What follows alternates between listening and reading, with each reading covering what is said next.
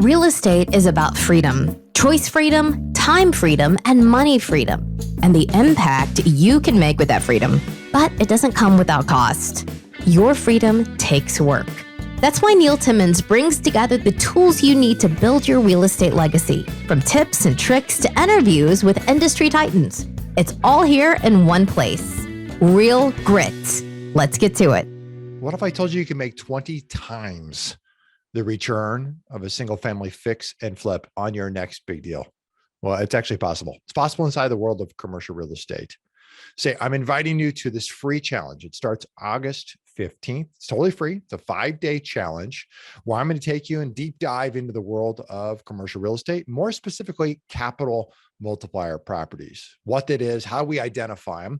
I'm going to show you how to identify them, how to evaluate them, and how to lock them up risk-free. I'm going to give you all the paperwork to do it. It's totally free. You can sign up to join us at www.20xprofitchallenge.com/real grit.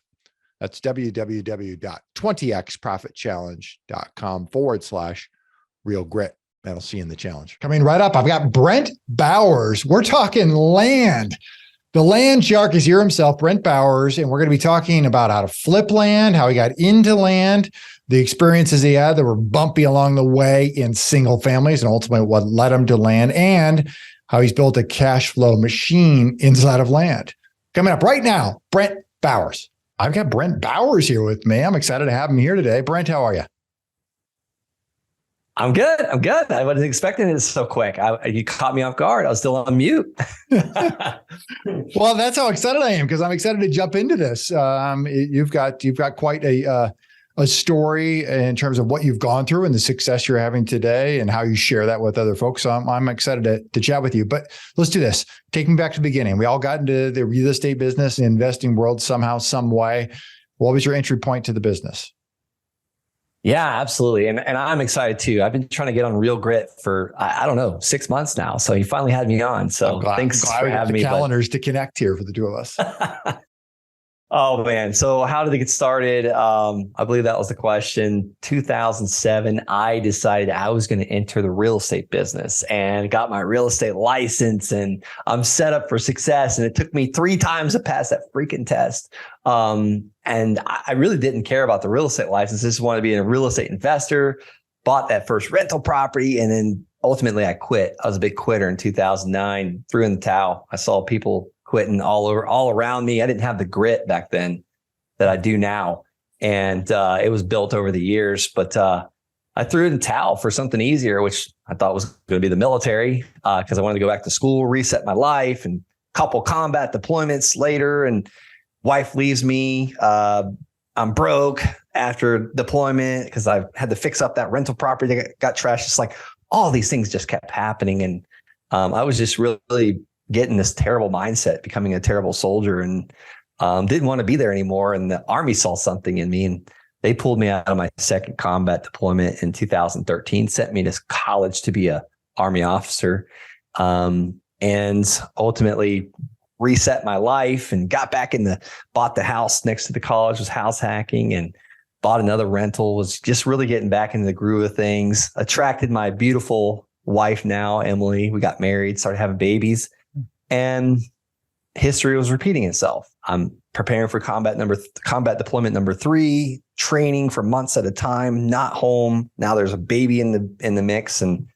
I knew I needed to figure out a new plan, and that was to get out of the military and, have some passive income rolling in. And ultimately I found land investing, and that's why I'm screaming from the rooftops about it, because it changed my life. It made me a happier, better person, better husband, better family man. So I'm here to talk about it today. Good. Well, a comment and then a question. How bad was the real estate crisis in 2008, 2009 that a real estate investor says, I think the military might be easier?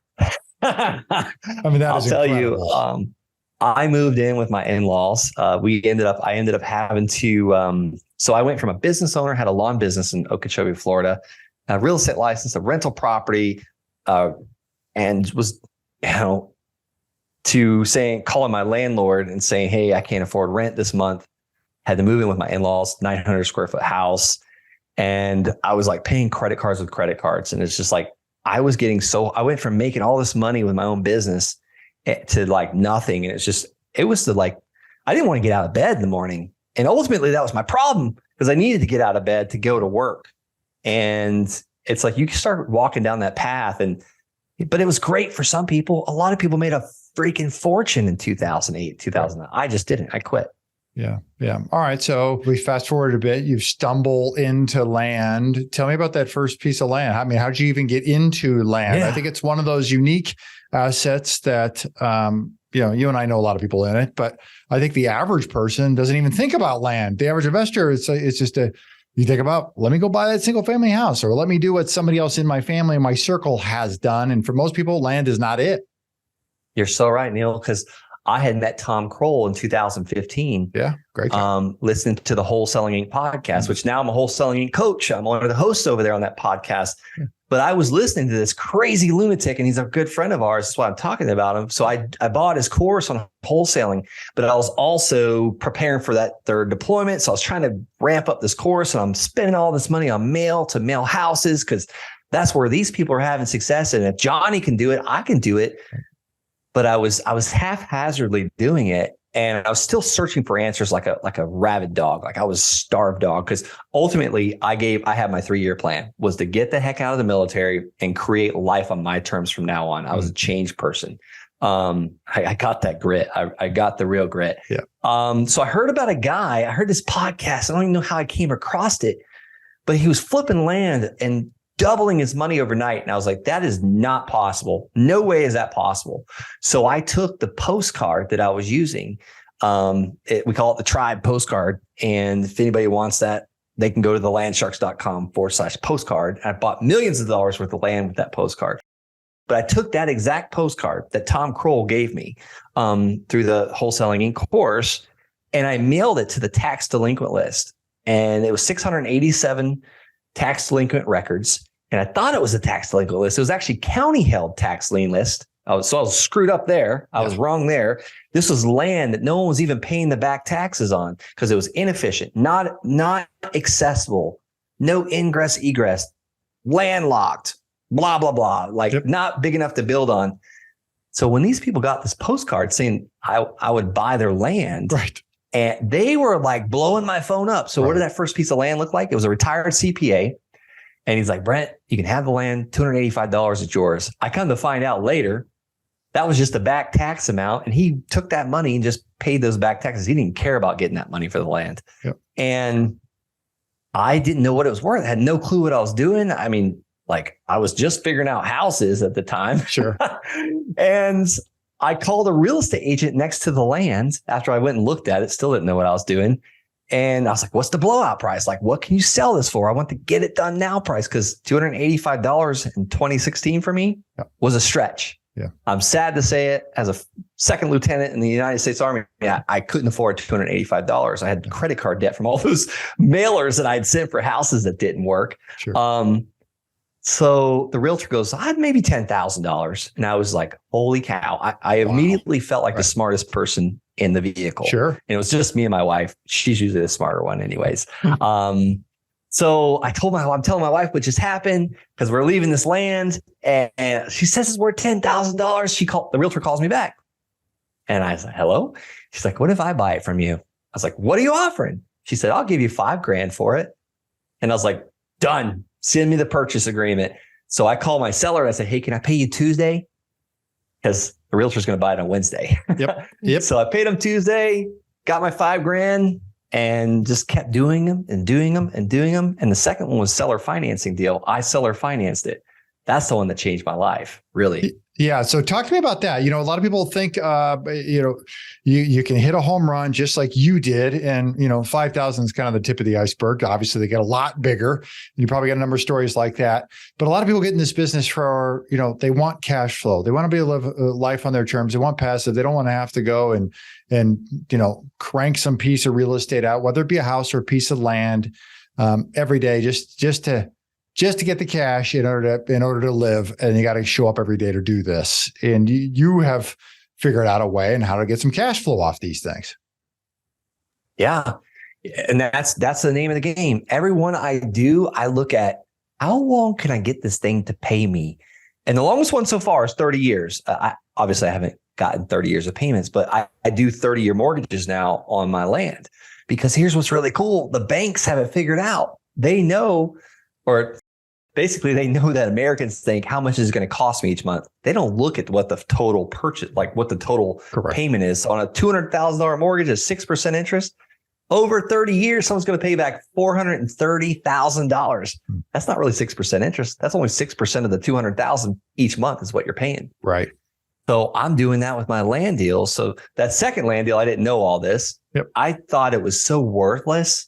Because this one was landlocked by state land. I had to trespass to get the pictures. I actually got caught by a state game warden. He's like, look, you can't ever do this again. I was like, no, I already did it once. I got the pit photos. I own that land over there. And I disclosed all this on Craigslist on a Saturday. It was the next week. And I put a couple photos. I got some turkeys in the photo. So the guy that bought it was a hunter. Yeah. And he was stoked because it's surrounded by state land and no one's ever going to build around him. So he gave me $500 down. That's exactly what I paid for the land, and $400 a month for roughly like 11 months. So it worked out to $5,000 for that one as well. Yeah. And then, like you said, they just kept getting bigger and bigger. The payments kept adding up. And before I knew it, I was at like $6,000 a month. And I put in my packet to get out of the military. And then we got to, 40 something thousand a month. And it's like, it's just continues to go. Snowballs. Being in a single family space for a number of years that I've been, and those are some of those challenges are easy to identify, right? You got tenants, you got termites, you got toilets, all the problems, right? And so you make land sound so good and so sexy, but it's not all roses. And there's got to be some challenges or some bumps, and certainly some pitfalls along the way that one must learn in order to execute at the level in which you play at. Yeah, no, I totally made a bunch of mistakes. I have a due diligence checklist. It's got like 16 things on there. It was honestly 16 different mistakes I made, like check if it's in wetlands, make sure there's no unpaid water bill. What? It's vacant land. Like, how's there a water bill on it? Well, there's a water tap. And then we charge $25 a month for that. Oh my gosh. $157,000 IRS tax thing. I bought a pit one time too. You mentioned pitfalls. Yeah. Because I was too stupid to go look at the land. I could have drove there. It was an hour away. Or I could have had the land specialist realtor in that area go and look at it for me. And how do we find those? You just look at who's selling the land in that area. You see, Bob Thomas is the same guy that keeps popping up on all the listings in the bot buys on Redfin and Zillow. That's your man right there, or your woman. Yeah, no doubt about that. Talk to me about what your business looks like today, either from a team structure and then maybe geographically. Are you all across the country or just in your backyard? Yeah. What's that look like? I started in Colorado because I was stationed at Fort Carson, Colorado, and I really kind of focused on about a 2.5 hour time radius so I can drive to it. And I eventually stopped looking at the land. I started sending people because that was getting really time consuming. And then another thing, I kept falling in love with the land. And I'll come home and like, hey, honey, Emily, we should keep this land and build a cabin on it.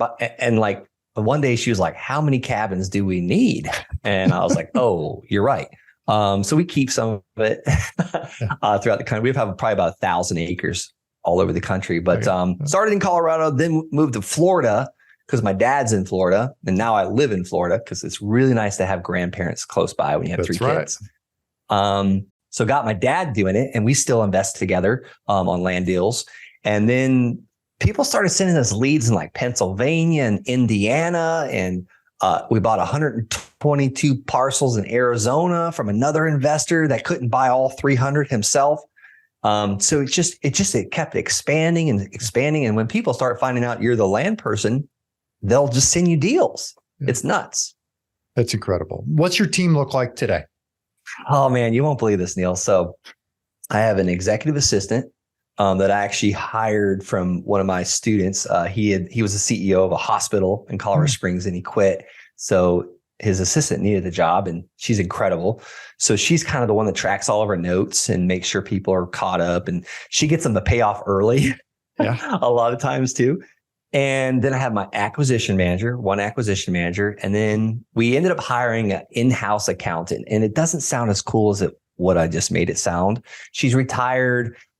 She just basically does our books. Yep. That's my team. That is oh no, we also have Orlando. He helps us sell our land. And what his job is to find the land specialist realtor. Yeah. And get that stuff sold. So that's my team. It's super small. You can move mountains with the proper team. Everybody rowing in the right direction. Yeah. And have we always rowed in the right direction? No, we had 11 people at one time, but I was in super scale mode. We were also flipping eight or nine houses virtually. Like, you want to lose your mind and start drinking and hire a therapist? Like, do it. Like, and it was all out of ego. I was just trying to be cool in the family mastermind and talk about what I was doing.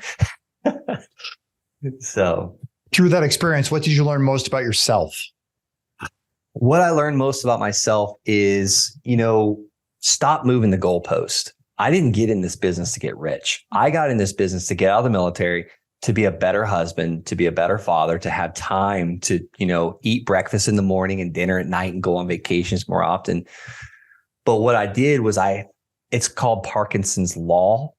I was filling the time I had now with other business activities, other projects. I started multiple business. I was running 4 companies, and I don't know why the heck I was doing all that other than to feed my ego and Parkinson's Law. It was just filling the time that it had to expand. So what I learned about myself is, like, I was doing that to, like, impress my friends. But at the end of the day, who cares what they think? Like, they didn't care. Right. What, talk to me about your team. What's the core values? What makes up your team? What's the DNA of your team?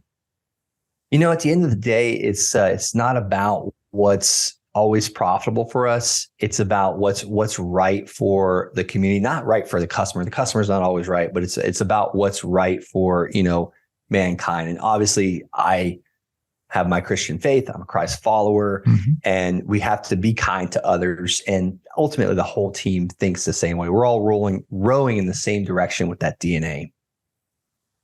Talk to me about, well, I'll throw you a curveball. What's thinking back to your childhood? How did that impact who you are and what you've become today?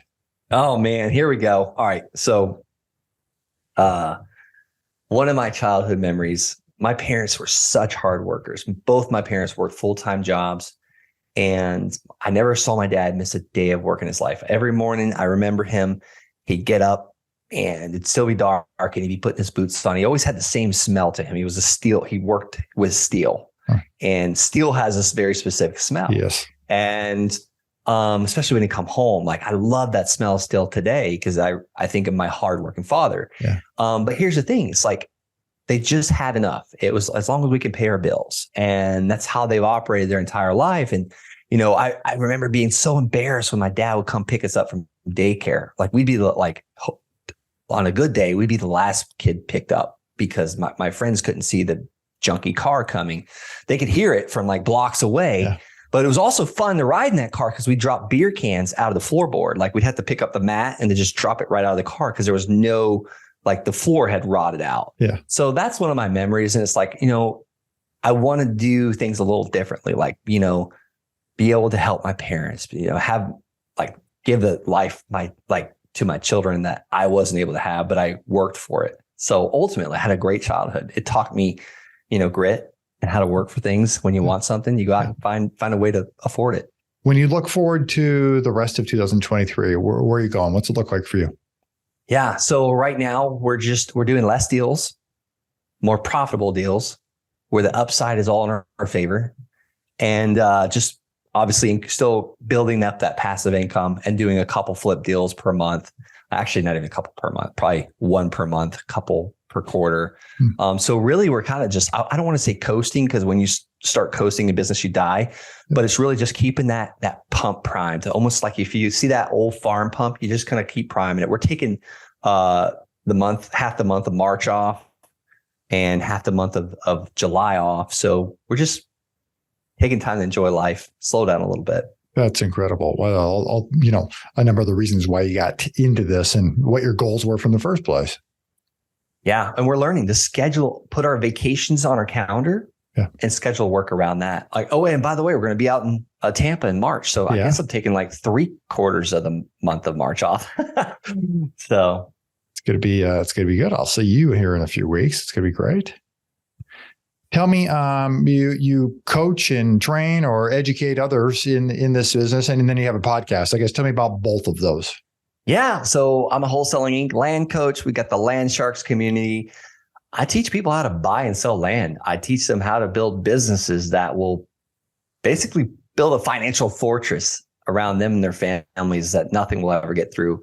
And it's built on, starting with one land deal and just continually increasing it. I got one student that just made $700,000 gross profit in January on one land deal. I mean, it's just incredible. Like I'm talking about $285 land deals, and this guy just goes and makes me look bad. So, well, it's a testament to what you're doing and how you're able to educate and get folks pointed in the right direction. Yeah, I guess I'm better at teaching at it than doing it. No. So. Let's do this. I want to move on to the final segment, what I call 4-4 impact. Your favorite quote: "The Lord God took the man and put him in the Garden of Eden to work and take care of it." Genesis 2:15. What about that resonates most with you? I believe like there's this old joke where the pastor's riding down the street in Arizona and sees this beautiful property. And he's like, "Oh my God, we got to stop." And he knocks on the farmer's door and he goes, "Oh my goodness, look at what the Lord has given you. Like, this is absolutely incredible." And the farmer goes, "You should have seen it before when the Lord had it all to himself." So I believe that God gives us these blessings, but we have to put in the work. We could pray for, rain or pray for a helicopter to come save us. But if we don't take the steps and work it ourselves, it's just going to be what it is. So, and I'm huge on, I don't like idle time. Like, we're either doing something productive or we're not, type thing. So it resonates with me. Like, we should always be improving everything: relationships, family, properties, other people's things. What do you think holds most investors back from hitting their personal next level? Personal fear. It's just all about fear. Fear of failure, fear of rejection. That's the only two fears people have. And why are they having fears? Maybe they're not moving enough. Maybe it's self-confidence. Maybe it's self-doubt, or maybe they're not hanging around the right people. It's all based on fear, though. And am I still scared? I still get nervous all the time. I was nervous coming on this podcast. And so we all have fear of failure, fear of rejection. Outside of real estate, what are you most passionate about? Oh man, my family, just rowing in the right direction. Just improving our lives as a family. We're going to Wisconsin next week. We're taking the next week off to go and, be with my grandfather, my father-in-law. Yeah. He's my children's grandpa. Sure. For his 70th birthday. So I'm on fire for family right now, and just blessed to have what we have. That's great. Everyone's healthy and happy. What's your favorite way to make an impact in the community?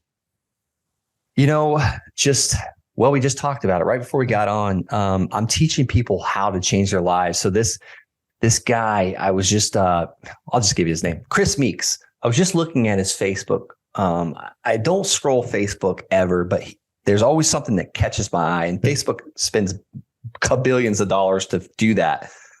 So this kid was getting bullied, and Chris Meeks, he's one of my first Land Shark students, and he did 2 land deals and made like $1 million, and literally got a free house from one of the land deals he did because the builder gave him like a house for selling him the land. Well, he bought a Lamborghini, and he found out this kid is getting bullied at school. So he drops the kid off. He picks the kid up and drops him off in his Lamborghini. Now the kid's a rock star. So I feel like I had a little bit of a ripple effect with that. And if it wasn't for that gentleman on that podcast talking about it on that podcast, I wouldn't have had, that kid would not have had a ride in the Lamborghini today. So I don't know, the ripple effect, I guess. It's so cool. Yeah. Yeah. What an amazing story. I could only imagine being a kid dropped off at school like that. You would be a rock star. I've never rode in a Lamborghini. No. I touched one. So yeah. But that's cool though. This past year, we launched the Real Grit Vault, a collection of resources available to our listeners. I understand you've got a contribution to the vault. Yeah. So I'm gonna offer my land offer letter. I call it the land offer letter or the LOL, because every time we get one signed, we send these out directly to landowners. And when they sign it, like, we just got a beautiful piece of land under contract at a crazy discount. Most of the time it's less than 50 cents on the dollar. So we've been triple split testing this thing, and it's been getting the best results over everything. That postcard and other mailers that we try, we send checks out, like fake checks, by the way. Yep. It looks like checks, but this land offer letter has been getting the best conversion. I want to offer that to the Real Grit Nation. No, that's terrific. Well, I appreciate that contribution. You guys can get it at www.realgritvault.com. Brent, when for people, they want to find you, they want to follow you, they want to connect with you, they want to listen to the podcast, where can they go? What should they do? Yeah, I mean, we talked about the Wholesaling Inc. podcast. Thanks for bringing that up. That's Wholesaling INC podcast. And then if you want to find me specifically, I'm on Instagram, I'm on TikTok, Brent L. Bowers. And if you want me to hold your hand and show you through this trench of, building your passive income, whether it be 3,000 a month or 5,000 or 50,000, I'd be honored to coach you. Head on over to wholesalinginc.com/land. That's great, Brent. I appreciate you taking the time to connect up and come on here. I think there's a lot of opportunity inside of land. And there's not a lot of people, I mean, relatively speaking, in comparison to houses, for example, there's not a lot of people doing it. Yeah. So there's not. There's a lot of ways you can do it virtually across multiple places. And as you've done and show people how to do, is to build really a cash flow machine. So it's tremendous. I appreciate the time and you sharing. Thanks, Neil. God bless you, man. Appreciate you doing it, and can't wait to see you in March. Same to you. For everybody here at Real Grit, I'm Neil Timmins, reminding that real estate requires real grit. See you next time. What if I told you you can make 20 times the return of a single family fix and flip on your next big deal? Well, it's actually possible. It's possible inside the world of commercial real estate. Say, I'm inviting you to this free challenge. It starts August 15th. It's totally free. It's a 5-day challenge where I'm going to take you and deep dive into the world of commercial real estate, more specifically, capital multiplier properties, what that is, how we identify them. I'm going to show you how to identify them, how to evaluate them, and how to lock them up risk-free. I'm going to give you all the paperwork to do it. It's totally free. You can sign up to join us at www.20xprofitchallenge.com/real grit. That's www.20xprofitchallenge.com/. If you like our content and want more, you can access it at realgritpodcast.com. You hear it guest after guest. Instinctively, you already know it. But let me call it out. The most expensive action is inaction. The real estate market is full of opportunities. You just need to uncover them. You can build a business that lasts for years, makes monumental impact in the lives of those that you love. It's not just about business, but about the freedom you get because of it. Have you ever heard the saying, if you want to go fast, go alone. If you want to go far, go together. I believe that partnering is essential. In fact, I partner with hardworking investors all the time. The point is that you can get a lot further with the right partner. Let me say it again, the right partner. If you've ever thought about partnering with anyone, or if you have a partner now, I encourage you to download my free Partner and Profit Guide, which includes the top 5 must-answer questions to evaluate a profitable partnership. You can find it at www.legacyimpactpartners.com. I'll see you in the next episode.